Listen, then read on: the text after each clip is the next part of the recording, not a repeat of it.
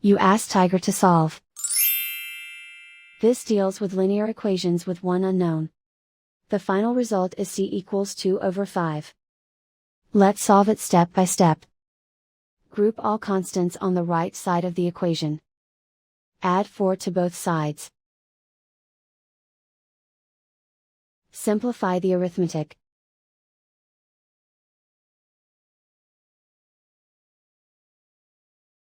Isolate the c.